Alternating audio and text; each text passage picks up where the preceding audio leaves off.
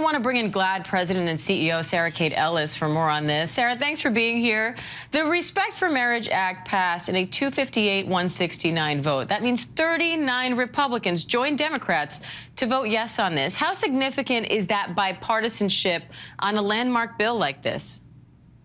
It's very significant, but it also just reflects what the American people think, because 71% of Americans are for marriage equality. So I think that finally the House, the Senate are showing or speaking on behalf of Americans and how they feel and how they think. So I think that was a really exciting for us that it was bipartisan.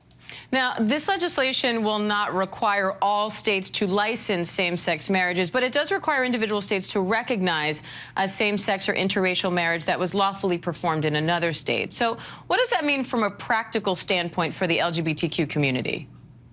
Yeah, so the reason why we pushed for this piece of legislation was because, as you mentioned, when the Dobbs decision, Roe v. Wade, was overturned back in the spring, summer, we realized in the decision it was said that they wanted to relook at Obergefell, which was decided 7 years ago for marriage equality, which said that marriage equality was the law of the land. If they overturn or roll that back, what happens is in 35 states in this country, marriage equality becomes illegal immediately at the stroke of a pen. So this now, what this does is this allows each of those states requires each of those states to recognize marriages performed in states where marriage is still legal.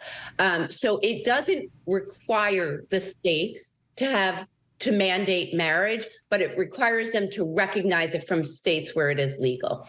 Now, Sarah, the midterm election made history with the most wins for openly LGBTQ candidates. What do you hope that change in political landscape means for the future? Well, you know, we released a poll yesterday. We do a post-LGBTQ poll. And what I think is most fascinating about this poll that we released yesterday is that there were 2 million new LGBTQ voters who voted in the midterm election. So I think the voting bloc of LGBTQ people is growing, and that power is growing. And we need to see, you know, the Respect for Marriage Act is wonderful, and that's a great protection. But there's the Equality Act that has been stalled in the Senate. It has passed through the House and stalled, and that protects our jobs, protects our families, protects us in public accommodations. So there are a lot of protections that we have not seen yet and we haven't realized yet. All right, Sarah Kate Ellis, we appreciate you coming on today. Thank you. Hi, everyone. George Stephanopoulos here. Thanks for checking out the ABC News YouTube channel. If you'd like to get more videos, show highlights, and watch live event coverage, click on the right over here to subscribe to our channel. And don't forget to download the ABC News app for breaking news alerts. Thanks for watching.